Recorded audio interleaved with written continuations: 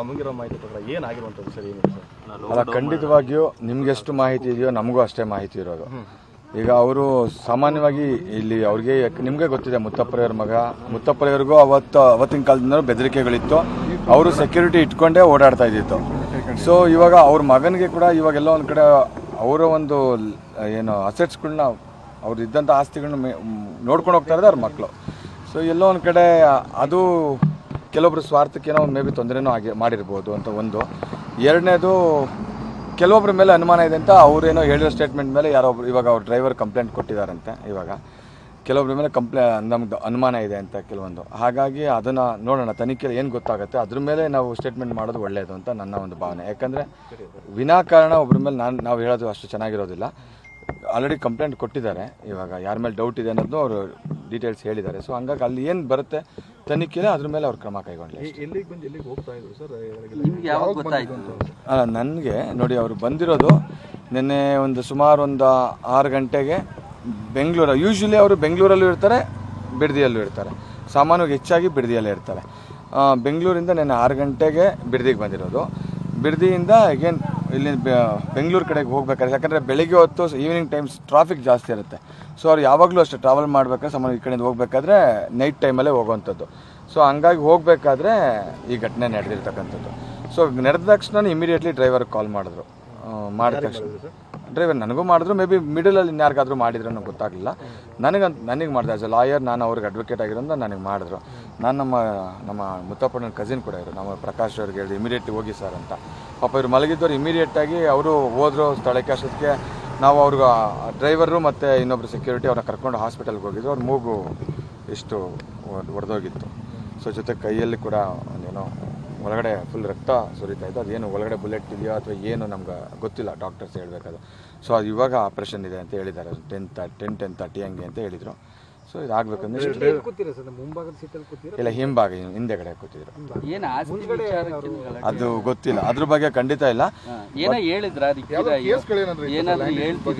ಹೌದೌದು, ಅವ್ರು ಮುತ್ತಪ್ಪರೆಯವ್ರದ್ದು ಸೆಕೆಂಡ್ ವೈಫ್ಗೆ ಸಂಬಂಧಪಟ್ಟಂಗೆ ಕೆಲವೊಂದು ಪ್ರಾಪರ್ಟಿ ಇಶ್ಯೂಸ್ ಇತ್ತು. ಅದು ಕೋರ್ಟಲ್ಲಿ ಕಾಂಪ್ರಮೈಸ್ ಕೂಡ ಮಾಡಿದ್ರು ಕೂಡ. ಸೊ ಇದೇನು ಇನ್ನೊಂದು ಯಾವುದೋ ಒಂದು ಇವಾಗ ರೀಸೆಂಟಾಗಿ ಒಂದು ಇಶ್ಯೂ ಮಾಡ್ತಾಯಿದ್ರು ನಿತೇಶ್ ಅವರು. ಅದು ಇಶ್ಯೂ ಕೂಡ ಸ್ವಲ್ಪ ಸೀರಿಯಸ್ ಆಗಿ ಹೋಗ್ತಾ ಇತ್ತು. ಅದು ಕೂಡ ಒಂದು ಇಶ್ಯೂ ಆಗಿತ್ತು. ಡ್ರೈವರ್ಗೆ ಏನಾದರೂ ಅವ್ರಿಗೆ ಏನೋ ಇಂಜೂರ್ ಆಗಿದೆಯಾ ಸರ್? ಡ್ರೈವರ್ಗೆ ಆಗಿದೆ. ಆ್ಯಕ್ಚುಲಿ ಡ್ರೈವರ್ ಹಿಂದೆಗಡೆ ಇಲ್ಲಿ ಇಷ್ಟು ಕಿತ್ತೋಗಿದೆ ಫುಲ್ಲು.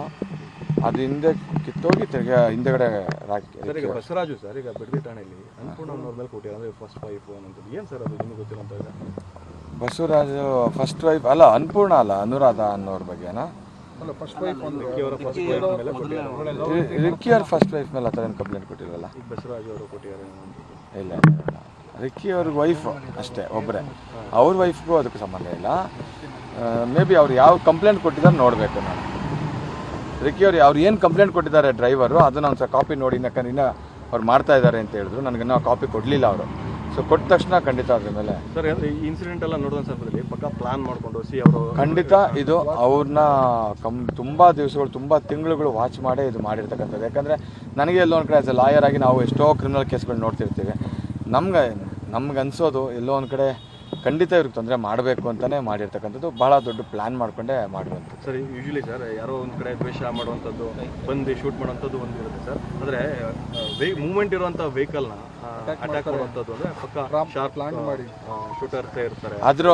ಅಷ್ಟೊಂದು ಎಕ್ಸ್ಪರ್ಟ್ಸ್ ನಾನಲ್ಲ. ಮೇ ಬಿ ನನಗೆ ಅದ್ರ ಬಗ್ಗೆ ಅಷ್ಟು ಐಡಿಯಾ ಇಲ್ಲ. ಸೊ ಮೇ ಬಿ ನೋಡೋಣ ತನಿಖೆಯಲ್ಲಿ. ಅಫ್ಕೋರ್ಸ್ ಪೊಲೀಸ್ ರಾತ್ರಿ ಇಮಿಡಿಯೇಟ್ಲಿ ನನಗೆ ಇನ್ಫಾರ್ಮೇಷನ್ ಬಂದ ತಕ್ಷಣ ಇಮಿಡಿಯೇಟ್ಲಿ ಐ ಕಾಲ್ಡ್ ಪೊಲೀಸ್.